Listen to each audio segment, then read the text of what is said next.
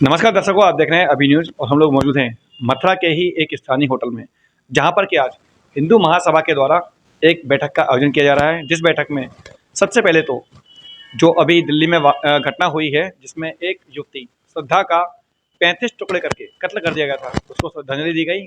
और उसके अलावा आगामी 6 दिसंबर को जो कार्यक्रम होने जा रहा है, जो रूपरेखा बनाई जा रही है, उसके विषय में मीटिंग की जा रही है। तो बात करते हैं यहाँ पर मौजूद लोगों से, आखिर जो आज का विषय है वो मुख्य विषय क्या रहा। सब तो सबसे पहले तो हमने यहाँ अखिल भारत हिंदू महासभा की ओर से दिल्ली में जो वाकया हुआ उसमें श्रद्धा को यहाँ सभी लोगों ने श्रद्धांजलि दी और आफताब जैसे कातिलों की फांसी की मांग की है, क्योंकि निंदनीय कृत्य और इस तरीके से कत्ल किया गया था कि जिसकी मतलब जितनी तीखे शब्दों में निंदा की जाए कम है। 35 टुकड़ों में किसी महिला का वध करना और इस प्रकार से कत्ल करना निंदनीय कृत्य है। और आगे 6 दिसंबर वाली घटना पर हमने यहाँ अपनी बैठक, जो कार्यक्रम आपको पता ही है कि हमारी राष्ट्रीय अध्यक्ष और आशीष चौधरी जी ने जो कार्यक्रम घोषित किया है उसको सफल बनाने के लिए एक बैठक का आयोजन यहाँ किया गया है, जो कि चल रही है। तो क्या कुछ कार्यक्रम है वो उसके बारे में बताने के लिए मेरे साथ मौजूद हैं हिंदू महासभा मथुरा जिलाध्यक्ष छाया गौतम जी। क्या कहना चाहेंगे? जैसा कि आप सब लोग जानते हैं कि विगत 6 दिसंबर 2021 को भी एक घोषणा की गई थी, जिसमें हम लोगों ने श्री कृष्ण का जलाभिषेक करने का ऐलान किया था। प्रशासन की नीति के कारण, रणनीति के कारण वो सफल नहीं हो पाया। अब की बार फिर से वही शौर्य दिवस, वही हिंदू समर्पित दिवस 6 दिसंबर 2022 दिन मंगलवार, और हम लोग हनुमान चालीसा का पाठ करने का ऐलान किया है। और हमारी पूरी कोशिश नहीं, प्रशासन अपनी रणनीति बना रहा है, हम लोग दिन प्रतिदिन बैठक करके अपनी रणनीति बना रहे हैं। हमारी पूरी कोशिश रहेगी कि उसको नाकामयाब करके हम लोग अपनी रणनीति में कामयाब हो और वहाँ हनुमान चालीसा का पाठ करें और सभी हिंदू एकत्रित हों, सभी सनातनी एकत्रित हों। ये जो दिल्ली में जो हत्याकांड हुआ है, लोग उसको लव जिहाद के रूप में देखते हैं और लगातार एक बार फिर से मुस्लिम निशाने पर हैं। क्या कहना चाहेंगे? बिल्कुल, जैसा कि आप कह रहे हैं वो बिल्कुल सही है कि मुस्लिम समाज, आप देखिए कि उनका एक एक नज़र बनी हुई है चीज़ों पे। उस लड़के की आप एज देखोगे तो 25 साल एज है, जबकि हमारे यहाँ हिंदू समाज में 25 साल का लड़का बहुत अच्छे से चीज़ों को नहीं समझ पाता। वो अपने सारी चीज़ों को समझ पाए हैं कि कैसे क्या करना है, कैसे लड़की को फंसाना है, कैसे कास्ट वाइज लड़की को फंसाना है, उसके बाद कितने टुकड़े करने हैं, क्या करना है। तो वो लोग अपने धर्म के प्रति इतने कट्टर हैं, ऐसे हैं कि वो धर्म के प्रति जी रहे हैं। मैं तो अपनी बहनों से अनुरोध करना चाहूँगी कि आप लोग सीखिए, जानिए और अपने परिवार को समझिए और आप इन चीज़ों से अलग हटिए। हिंदू परिवार एक दूसरे को संस्कारी बनाइए। अपने घरों में इस तरीके की शिक्षा जानी चाहिए बहनों में कि इन लोगों से दूर रहिए, ये लोग अपने नहीं हैं और ये कभी हो भी नहीं सकते हैं। इसी विषय पर बात करने के लिए मेरे साथ मौजूद हैं काफ़ी लोग हैं यहाँ पर, लेकिन मैं बात करना चाहूँगा भाई साहब से। सबसे पहले जानना चाहूँगा आपका नाम क्या है? हाँ, मेरा नाम निरंजन सिंह है। निरंजन जी, ये एक जो घटना हुई है काफ़ी निंदनीय घटना है। एक ऐसा कृत्य है जिसे करने से पहले इंसान 100 बार नहीं बल्कि 1000 बार सोचता है, और उसके बावजूद भी ऐसी घटनाएं लगातार बढ़ती जा रही हैं। कहा जाता है कि लव जिहाद एक ऐसा जिहाद चलाया जा रहा है जो कि हिंदू लड़कियों को भगाए जाने के लिए लगातार प्रयास करते हैं। लेकिन ये केवल पहला मामला नहीं है, इससे पहले भी कई प्रकार की घटनाएं हो चुकी हैं और निरंतर जारी हैं। इसके लिए प्रमुख रूप से जिम्मेदार किसे मानते हैं? ये लव जिहाद का ही हिस्सा है और जो हिंदू लड़कियों को फंसाते हैं ये, और ये पूरे देश में चल रहा है। बहुत बड़े स्तर पर ये साजिश है, षड्यंत्र है। और हिंदू लड़के, जो मुस्लिम लड़के हैं, वो नाम बदल करके हिंदू लड़के बन के तिलक लगा करके और कलाया बांध करके हिंदू लड़कियों को इस तरीक़ा से लव जिहाद में फंसाते हैं। और उसका परिणाम तो कई बार देखने को आया और अभी भी देखने को आया। जो श्रद्धा के 35 टुकड़े उन्होंने करके ये सबके सामने आया है। हम तो यही बहन बेटियों से, हिंदुओं सबसे यही निवेदन करती है हिंदू महासभा और हम सब लोग, कि अपने बच्चों को अच्छी शिक्षा दें और अपने बच्चों को संस्कार दें, जिससे कि ये लव जिहाद से बचें। और जो ये कृत्य हुआ है श्रद्धा के साथ में 35 टुकड़े, इस दोषियों को फांसी की सज़ा, कम से कम फांसी की सज़ा इनके लिए होनी चाहिए।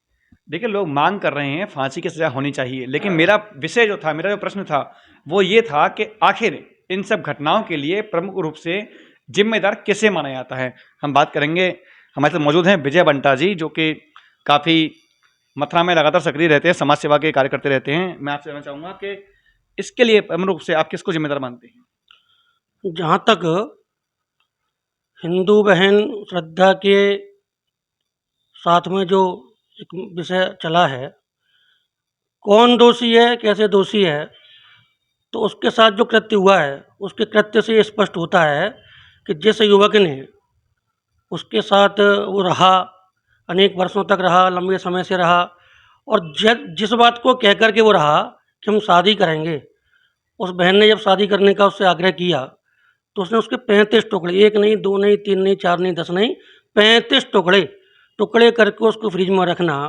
धीमे धीमे धीमे धीमे सने सने 1-2 टुकड़े करके लेके जाना, ये एक सामान्य बात नहीं, पहले से पूर्व नियोजित, पूर्व विचारित सारा कार्यक्रम उसका। और ये अकेले उसका नहीं, उसके पीछे एक पूरी प्लानिंग है, कैसे काम करना, कैसे नहीं करना, और हिंदू युवतियों को फंसाना। तो जहाँ जिस वर्ग के उस व्यक्ति ने, जो सनातन धर्म विरोधी, हिंदू धर्म विरोधी, ऐसी, क्योंकि सरकार वर्तमान में कुछ हिंदू समर्थक है तो सरकार ने धर्मांतरण पर, मतांतरण पर कुछ रोक लगाई है, गौवध पर कुछ रोक लगाई है। कुछ ऐसे कार्य जो भारत के हित में हैं, देश के हित में हैं, सनातन धर्मावलंबी हैं, उन कामों को जो अभी तक करते थे और खुलेआम कर नहीं पा रहे, तो दूसरे मार्ग से कैसे सनातन धर्म को हानि पहुंचाई जाए, उसका एक योजनाबद्ध ये काम है। और कुछ हमारे समाज के भी ऐसे संस्कारों की कमी कि हम अपने हिंदू समाज, अपने परिवार की बहनों को, युवतियों को एकल परिवार होने के नाते वो संस्कार नहीं दे पाते कि हमारी बहनें इन कुसंस्कारों में पढ़ कर के इस तरह के मामलों में ना फंसें। तो हमारा अपने परिवारों को संस्कार न दे पाना और उनका इस विचार को भांप करके योजना के साथ में हमको अपमानित करना, हमारे साथ इस प्रकार का व्यवहार करना, ये 2 विशेष कारण इस विषय में रहते हैं। जैसा कि आपने देखा कि लोग अपने अपने तरीके से, अपने अपनी सोच के अनुसार इन विषयों को अपने अपने तर्क दे रहे हैं, लेकिन मैं बात करना चाहूँगा लिव इन रिलेशनशिप पर, यानी कि वो संबंध जो पति पत्नी का ना हो करके फिर भी उन दोनों को एक साथ रहने की अनुमति देता है। हमारे भारत के लिए कितना खतरनाक और कितना घातक है ये संबंध। आज अत्याधुनिक विचार के लोग इस तरह के रिलेशनशिप को अपना रहे हैं, जिसकी परिपाटी सबके सामने आ रही है। जैसा कि आप देख रहे हैं कि आए दिन इस तरह के विभत्स हत्याकांड कोई एक जगह नहीं है। अभी आप देखिए, ये तो कल परसों की बात है कि श्रद्धा का जो हत्याकांड, विभत्स हत्याकांड आया, जबकि आप देखिए ये वेल एजुकेटेड लोग थे। अगर आप इसके बारे में देखें, अभी कल मीडिया के माध्यम से ही मालूम पड़ा कि इससे पूर्व में भी उसकी 4 हिंदू गर्लफ्रेंड थी। उसके बाद ये जो है लिव इन रिलेशनशिप में रह रहा था, और इस तरह के हत्याकांड आप लगातार देखिए। अभी 2 दिन पहले ही बेंगलोर में भी इस तरह का हत्याकांड हुआ है, और उसका अभी यहाँ तक नहीं आ पाया क्योंकि वो दूर पड़ता है। ये बिल्कुल दिल्ली नज़दीक होने के कारण सभी लोगों के नज़र में आ गया, क्योंकि दिल्ली एक कैपिटल है। और ये एक हमारे समाज की सबसे बड़ी हम ये कहेंगे कुरीति है कि लोग समझते नहीं हैं, और ज़्यादा जो एजुकेटेड लोग हैं वो इस तरह के ही लोग रिलेशनशिप में जा रहे हैं। तो ये संस्कारों की कहीं ना कहीं कमी है, क्योंकि जो लोग पैसे के पीछे भागते हैं वो अपने परिवार के पीछे समय नहीं दे पाते। जैसे कि आप देखते चले आ रहे हैं कि माँ भी सर्विस करती है और बाप भी सर्विस करता है, बच्चे जो हैं उनके आया को पालती है या मेड पालती है। अब ऐसे यहाँ पर संस्कार कौन देता है, ये सब सभी को मालूम है। उसकी ये परिणति है कि हम लोग जो है एक नए संस्कार की तरफ भाग रहे हैं, जिसका हिंदुस्तान की संस्कृति से कोई भी दूर दूर तक लेना देना नहीं है। तो देखा आपने कि लोग कह रहे हैं कि इसके लिए जिम्मेदार वही हैं जो कि अपने परिवारों में संस्कार नहीं दे पाते हैं, और गैर जरूरी संस्कार जो कि आवश्यक नहीं हैं, कुरीतियाँ जिनको लोग लगातार फॉलो करते हैं, वो इसके लिए जिम्मेदार हैं। और सबसे बड़ी बात, ये सब करने के लिए जिम्मेदार बता रहे हैं पढ़ी लिखी पीढ़ी को, यानी कि वो लोग जो पढ़ लिख कर अपना नाम, देश का नाम उज्जवल तो करना चाहते हैं, लेकिन अपने परिवारों को बर्बाद करके, अपने परिवारों के बारे में ना सोच करके, और अपने परिवारों के जो उनके पूर्वजों के या उनके परिजनों के जो पहचान, व्यवहार उन्होंने कमाई है, जो इज्जत कमाई है, उसको धता बता करके इस तरीके के कार्यों में संलिप्त होते हैं, जिसका परिणाम विभिन्न स्थानों पर अलग अलग रूप में अलग अलग जगह पर निकल कर आता है। फिलहाल के लिए इतना ही। मैं अपने सहयोगी आकाश बंसल के साथ गोपाल चतुर्वेदी, अभी न्यूज़।